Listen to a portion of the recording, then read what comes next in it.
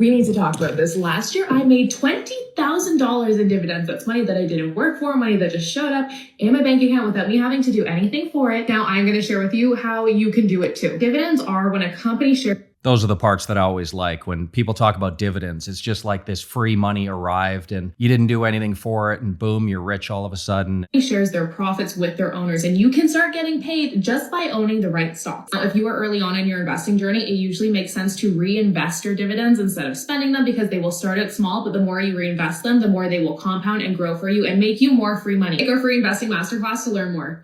Who doesn't love free money? Everybody gets free money. So all you have to do is buy dividend stocks. No, there's some massive misunderstandings in the TikTok world about what is happening when dividends are being paid. For some reason, there is this pervasive idea that it is somehow free money. Like you didn't have the money before. All you had was this underlying stock that pays a dividend. And then on dividend day, suddenly you make money, right? Suddenly your net worth grows by whatever the amount of the dividend. So I think it would probably be a good idea to just try to explain to people what is actually happening when you get a dividend. Because the truth is, the entire transaction is done at net zero. No money is made when you get a dividend, but we'll go through it. So here's a basic example. We got stock XYZ is trading at $100. What ends up happening is the stock will announce a dividend a few weeks in advance so everybody knows it's coming. Maybe 2 weeks ahead, they say we're going to pay a $1 dividend. Okay, X dividend date comes. This is the date where everybody holding the stock is going to get the dividend. What ends up happening here, this is the step people seem to forget about. But the stock is adjusted by the dividend amount. So this stock XYZ will pay a $1 dividend, and then the stock gets adjusted downward $1, and the stock is trading at $99. So that's essentially what's happening. Now, of course, during this entire process, this is a free market, and the stock can go up and down based on the market dynamics of buyers and sellers. But it is very important to notice what has happened here is that you have a cash disbursement of $1 that has entered your account. Your cash value in your account will be $1 higher when you get that dividend. What people don't seem to focus on, though, is that the shares that you're holding are also dropped down by $1. Because, of course, what has happened at the company? Well, the company hasn't fundamentally changed overnight. Everything is the same, except their book value is now $1 less because they just gave a cash disbursement. This whole thing is done at a net zero transaction. So the dividend being paid didn't actually make that TikTok lady $20,000 free dollars like she's saying. This is not money that's falling from the sky. This is a very common process that happens. We can even take a look at what's happening here. Let's take a look at Coca-Cola, for example. Coca-Cola has announced a dividend of 46 cents, and this will happen X dividend date on March 16th. It is very important to understand what's happening here. If you look at the stock price recently, it opens at 59, it's got a high, a low, and a close. Notice how the adjusted close is the same as the close, right? That's, of course, there's been no corporate actions, so the adjusted close is going to be the same.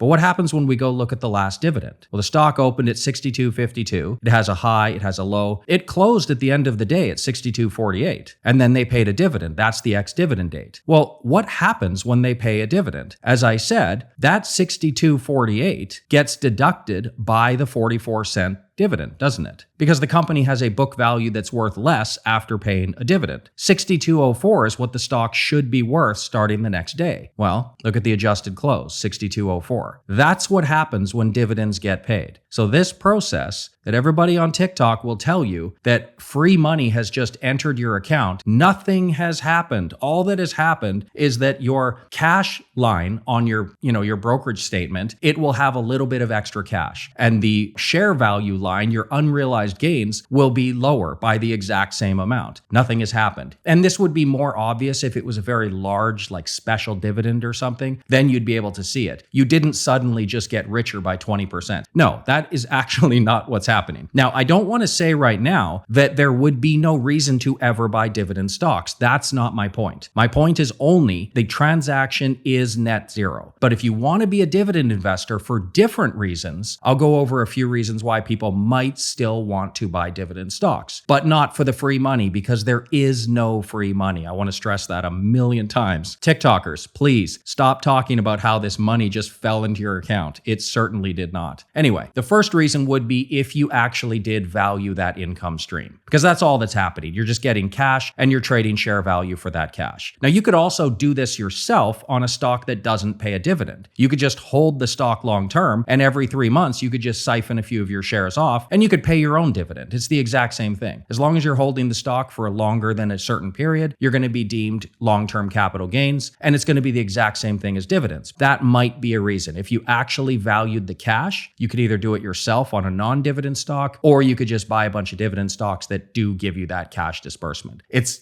cut out the middleman, but it's actually the same thing value-wise. The second thing is, there is some research out there that might suggest that extra attention around those dividend dates might actually leave a little bit of residual value above and beyond. So remember, this process starts at 100, they announce a dividend, it pays the dividend, it's adjusted down, and then the stock should be lower. But there is some research to show that added attention to the stock around dividend dates, because it is announced in advance, there might be a reason to believe that this $99 might be a little bit higher after the dividend is announced. It might be able to actually retain a little bit of that value. Now, I will also point out, though, there is also research to show that that's not true. It's one of those things where it's not strong evidence. There is some if you look for it, but you could also find evidence to the contrary. So it is a reason, but maybe not a super solid one. The third one is, if you believe that the ability of a company to pay a dividend reflects a strong balance sheet, then that might be a reason to buy that company. Because of course, they're going to need cash on hand. They're going to need to have retained earnings to pay dividends. And you might think that that reflects a strong company, especially with respect to what is called dividend aristocrats. So we can go a dividend aristocrat list here. There's currently 64. What a dividend aristocrat is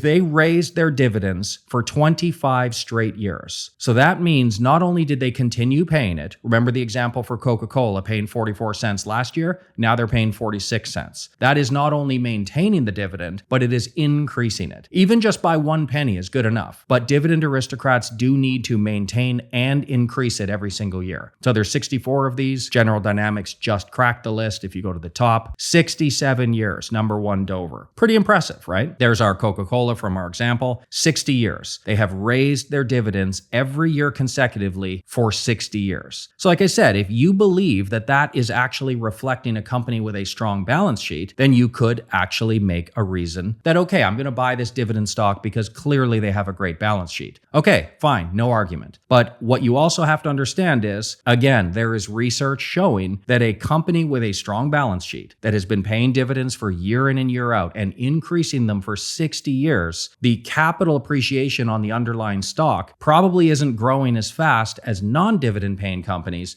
that are just retaining that money within the company. And there's a lot of things. A dividend is only one way to potentially add share value long term. They could just keep that money. They could just spend it on R&D within the company, and that would increase the share value long term. They could do a share buyback, and that would also be increasing share value. Dividends are not the only way to do this. They could, use that cash, launch a new product line. Maybe that would be a better use of their cash instead of just giving it out in dividends. They could use it to buy other companies, buy out a couple of smaller companies if you're missing a few tech pieces in your major organization. So don't think that just because it's a strong balance sheet that suddenly means, oh, that's a great company. It might be a great, solid, sound company, but that also might be the same reason why it doesn't get valued as a growth stock. It gets valued as a value stock. Last reason, there is some research to show that dividend stocks, especially if it's a significant dividend, like say 3%, something around that range, 3, 4, 5%, they might actually suffer lower drawdowns during market crashes due to what's called yield protection. So essentially, just to explain what a dividend is, let's say company XYZ trading at 100 pays a $5 dividend. How you calculate the dividend yield is of course very simple. You just take the dividend divided by the stock, and that is a 5% dividend. So everybody would say, oh, I own this company with a 5% dividend. But if the stock market crashes, that $5 dividend, especially if they're a dividend aristocrat, they have to keep that $5 dividend in place. They can't pull it away or they're going to be kicked off that list. So that $5 stays. But the stock price, if it goes down to 50, well, now all of a sudden you have a 10% dividend yield on this company. And presumably external money is going to come in because that's an attractive yield compared to the S&P 500, compared to the bond yield. And probably dividend paying stocks do suffer lower drawdowns because of that. So dividend yield protection might be another reason. But the whole point that I wanted to get across here, of course, we're roasting those TikTokers.